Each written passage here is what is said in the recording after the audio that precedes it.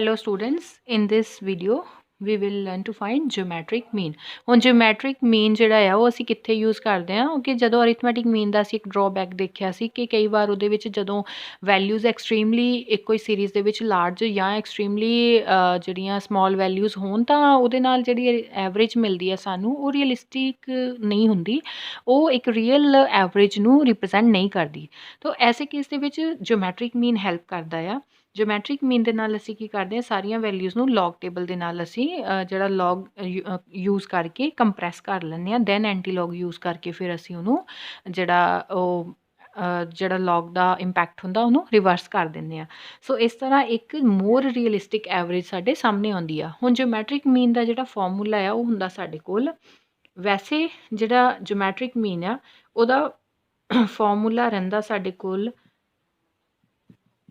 nth root of multiplication of all observations। मतलब जिन्नियां भी observations आ सारियां नू मल्टीप्लाई करके जिन्ना भी ਉਹਦੇ ਵਿੱਚ n है नंबर, मतलब कि observations जिन्नियां भी हैगियां आ up to n उनमें ही रूट फाइंड करना। सपोज जिदा हुण दो वैल्यूज़ आ साडे कोल 5 ते एक हैगी आ 6, दो वैल्यूज़ ਦਾ ਅਸੀਂ ਜਿਓਮੈਟ੍ਰਿਕ ਮੀਨ फाइंड करना ਕਿੱਦਾਂ ਕਰਾਂਗੇ, ਕੀ ਸਟੇਟਮੈਂਟ ਕੀ ਕਹਿੰਦੀ ਹੈ, ਫਾਰਮੂਲਾ ਕੀ ਕਹਿੰਦਾ ਕਿ ਸਾਰੀਆਂ ਵੈਲਿਊਜ਼ ਨੂੰ ਮਲਟੀਪਲਾਈ ਕਰੋ, ਫਿਰ ਜਿੰਨਾ n ਹੈ ਉਹਦਾ nth ਰੂਟ ਫਾਈਂਡ ਕਰੋ।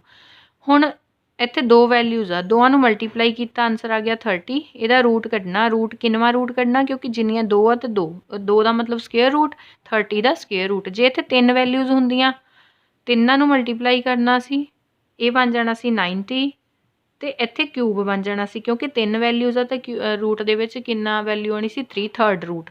ਹੁਣ ਪ੍ਰੋਬਲਮ ਇਸ ਫਾਰਮੂਲੇ ਦੇ ਨਾਲ ਕੀ ਆ ਕਿ ਅਗਰ ਤੇ ਸਿਰਫ ਆਬਜ਼ਰਵੇਸ਼ਨਸ 2 ਹੋਣ ਜਾਂ 3 ਹੋਣ ਤਾਂ ਆਨਸਰ ਮਿਲ ਜਾਂਦਾ ਈਜ਼ੀਲੀ। ਅਸੀਂ ਰੂਟ ਫਾਈਂਡ ਕਰ ਸਕਦੇ ਹਾਂ ਕਿ ਸਕੁਏਅਰ ਰੂਟ ਕਰ ਲਿਆ ਜਾਂ ਕਿਊਬ ਰੂਟ ਫਾਈਂਡ ਕਰ ਲਿਆ, ਇਹ ਤਾਂ ਅਸੀਂ ਈਜ਼ੀਲੀ ਕਰ ਸਕਦੇ ਹਾਂ। ਲੇਕਿਨ ਜਦੋਂ ਨੰਬਰ ਆਫ ਆਬਜ਼ਰਵੇਸ਼ਨਸ 2 ਜਾਂ 3 ਤੋਂ ਜ਼ਿਆਦਾ ਹੋ ਜਾਣ, ਜੋ ਕਿ ਆਮ ਤੌਰ 'ਤੇ ਹੁੰਦੀਆਂ ਆ, ਜਦੋਂ ਅਸੀਂ ਐਵਰੇਜ ਫਾਈਂਡ ਕਰਦੇ ਹਾਂ ਆਮ ਤੌਰ 'ਤੇ ਹਰੇਕ ਐਗਜ਼ਾਮਪਲ ਦੇ ਵਿੱਚ ਸਾਡੇ ਕੋਲ ਹਰੇਕ ਸਟੇਟਮੈਂਟ ਦੇ ਵਿੱਚ ਜ਼ਿਆਦਾਤਰ 2 ਜਾਂ 3 ਤੋਂ ਜ਼ਿਆਦਾ ਹੀ ਨੰਬਰ ਆਫ ਆਬਜ਼ਰਵੇਸ਼ਨਸ ਹੁੰਦਾ। ਉਸ ਕੇਸ ਦੇ ਵਿੱਚ ਇਹ ਫਾਰਮੂਲਾ ਬਹੁਤ ਡਿਫੀਕਲਟ ਹੋ ਜਾਂਦਾ ਕਿ ਸਾਰੀਆਂ ਨੂੰ ਮਲਟੀਪਲਾਈ ਕਰੋ ਦੈਨ ਉਹਦਾ 19ਵਾਂ ਰੂਟ ਫਾਈਂਡ ਕਰੋ। ਉਹਦੇ ਲਈ ਫਿਰ ਸਾਡੇ ਕੋਲ ਇੱਕ ਜਿਹੜਾ ਸ਼ਾਰਟਕਟ ਮੈਥਡ ਆ ਜਾਂਦਾ ਆ using log and anti log, ਜਿਹੜਾ ਕਿ ਹੁਣੇ ਅਸੀਂ ਸਿੱਖਿਆ ਕਿ ਲੌਗ ਕਿੱਦਾਂ ਫਾਈਂਡ ਕਰਨਾ, ਐਂਟੀ ਲੌਗ। ਹੁਣ ਇਹ ਦੋਨੋਂ values log and anti log use ਕਰਕੇ ਅਸੀਂ ਜਿਓਮੈਟ੍ਰਿਕ ਮੀਨ ਫਾਈਂਡ ਕਰ ਸਕਦੇ ਹਾਂ। ਉਹਦੇ ਲਈ ਸਾਡੇ ਕੋਲ ਫਾਰਮੂਲਾ ਕੀ ਰਹਿੰਦਾ, for a discrete individual series antilog of summation log x over n।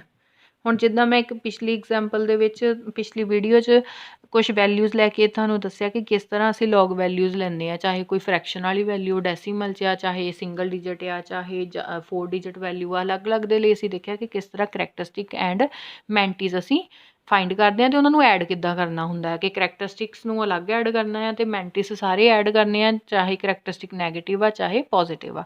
ਉਹ ਇੱਥੇ ਇਸ ਐਗਜ਼ਾਮਪਲ ਨੂੰ ਮੈਂ ਅੱਗੇ ਕੈਰੀ ਕੀਤਾ ਹੈ, ਉਹਦੇ ਵਿੱਚ ਜੋ ਵੈਲਿਊਜ਼ ਸੀਗੀਆਂ ਕੁਛ ਵੈਲਿਊਜ਼ ਨੂੰ ਹਟਾ ਕੇ ਹੁਣ ਤੁਸੀਂ ਦੇਖ ਸਕਦੇ ਹੋ ਇੱਥੇ 8 ਵੈਲਿਊਜ਼ ਜਿਹੜੀਆਂ ਸੀਗੀਆਂ ਪਹਿਲੀਆਂ ਉਹਨਾਂ ਨੂੰ ਲੈ ਲਿਆ, ਉਹਨਾਂ ਦਾ ਸਮੇਸ਼ਨ log x ਆ ਗਿਆ 1.6517 ਅਤੇ ਇਹ ਇੱਕ ਇੰਡੀਵਿਜੂਅਲ ਸੀਰੀਜ਼ ਆ ਕਿਉਂਕਿ ਇਕੱਲਾ x ਦਿੱਤਾ ਹੈ, f ਹੈ ਨੀਗਾ।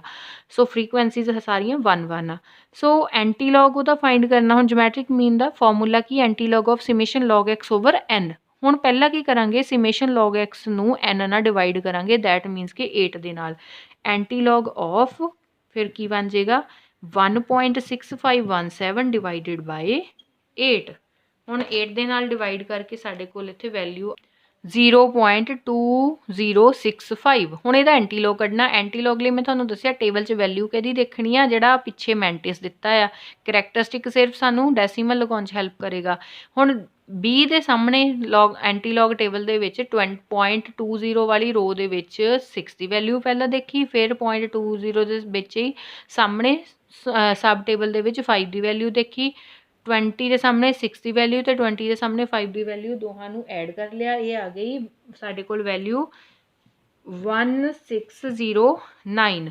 ਹੁਣ ਡੈਸੀਮਲ ਲਗਾਉਣਾ, ਡੈਸੀਮਲ ਲਗਾਉਣ ਦਾ ਕੀ ਤਰੀਕਾ ਗਿਆ, ਜਿੰਨੀ ਕਰੈਕਟਰਿਸਟਿਕ ਆ ਉਹਦੇ ਵਿੱਚ 1 ਐਡ ਕਰੋ, 1 ਆ ਗਿਆ 0.+1 ਅੱਗਿਓਂ 19 ਡਿਜਿਟ ਛੱਡ ਕੇ ਅਸੀਂ ਡੈਸੀਮਲ ਲਾਉਣਾ। ਹੁਣ 1 ਹੀ ਆਇਆ ਅਤੇ ਇੱਕ ਅੱਖਰ ਪਹਿਲਾਂ ਛੱਡ ਕੇ ਇੱਕ ਡਿਜਿਟ ਡੈਸੀਮਲ ਲਾਤਾ, ਸਾਡੇ ਕੋਲ ਇੱਥੇ ਜਿਓਮੈਟ੍ਰਿਕ ਮੀਨ ਕਿੰਨਾ ਆ ਗਿਆ ਸੀਰੀਜ਼ ਦਾ 1.609। ਇਹ ਆ ਗਿਆ ਸਾਡੇ ਕੋਲ geometric mean for an individual series, ਇਹ ਫਾਰਮੂਲਾ।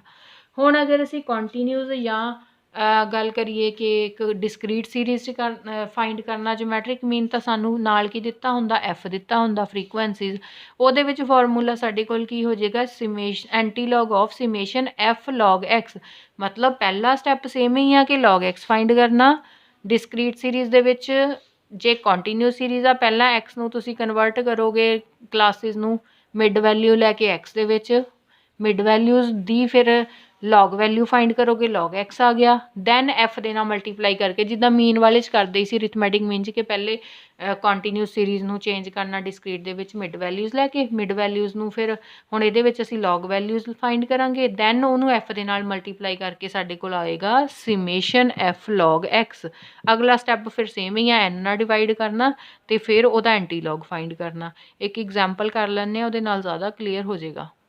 ਹੁਣ ਇੱਥੇ ਇੱਕ ਕੰਟੀਨਿਊਸ ਸੀਰੀਜ਼ ਦੀ ਐਗਜ਼ਾਮਪਲ ਲਈ ਆ। ਕੰਟੀਨਿਊਸ ਸੀਰੀਜ਼ 'ਚੋਂ ਪਹਿਲੇ ਅਸੀਂ ਕੀ ਕਰਾਂਗੇ, ਮਿਡ ਵੈਲਿਊਜ਼ ਫਾਈਂਡ ਕਰਾਂਗੇ। ਮਿਡ ਵੈਲਿਊਜ਼ ਸਾਡੇ ਕੋਲ ਇਹ ਆ ਗਈਆਂ। ਇਹਦੇ ਤੋਂ ਬਾਅਦ ਹੁਣ ਕੀ ਕਰਨਾ ਆ, ਇਹਨਾਂ ਮਿਡ ਵੈਲਿਊਜ਼ ਤੋਂ ਕਿਉਂਕਿ ਐਕਸ ਵੈਲਿਊਜ਼ ਆ ਤਾਂ ਲੌਗ ਐਕਸ ਫਾਈਂਡ ਕਰਨਾ। ਹੁਣ ਲੌਗ ਐਕਸ ਜਦੋਂ ਫਾਈਂਡ ਕਰਾਂਗੇ, ਸਾਰੇ 2 ਡਿਜਿਟਸ ਦੇ ਨੰਬਰ ਆ ਅਤੇ ਕਰੈਕਟਰਿਸਟਿਕ ਹਰੇਕ ਦੇ ਲਈ ਕੀ ਰਹੇਗਾ ਸਾਡੇ ਕੋਲ 1। ਹੁਣ ਅਸੀਂ ਟੇਬਲ ਦੇ ਵਿੱਚ 15 ਦੀ 0 ਸਾਹਮਣੇ ਵੈਲਿਊ, 25 ਦੀ 0 ਸਾਹਮਣੇ ਵੈਲਿਊ, ਇੱਦਾਂ ਹੀ 35 ਦੀ 0 ਸਾਹਮਣੇ ਵੈਲਿਊ ਲੌਗ ਟੇਬਲ ਦੇ ਵਿੱਚ ਦੇਖ ਕੇ ਲੌਗ ਵੈਲਿਊਜ਼ ਲਿਖ ਲਾਂਗੇ। ਹੁਣ ਲੌਗ ਐਕਸ ਆ ਗਿਆ। ਹੁਣ ਕੀ ਕਰਨਾ, ਐਫ ਲੌਗ ਐਕਸ ਫਾਈਂਡ ਕਰਨਾ। ਐਫ ਨੂੰ ਲੌਗ ਐਕਸ ਦੇ ਨਾਲ ਮਲਟੀਪਲਾਈ ਕਰ ਲਓ। ਇਹ ਸਾਰੀਆਂ ਵੈਲਿਊਜ਼ ਨੂੰ ਐਡ ਕਰਕੇ ਆ ਜਾਏਗਾ summation F log X. Summation F log X ਸਾਡੇ ਕੋਲ ਆ ਗਿਆ 61.555। ਹੁਣ ਫਾਰਮੂਲਾ ਅਪਲਾਈ ਕਰ ਦਿਓ ਜਿਓਮੈਟ੍ਰਿਕ ਮੀਨ ਦਾ for a continuous and discrete series. Same formula, anti log of summation F log X over N ਔਰ ਸਿਮੇਸ਼ਨ ਐਫ।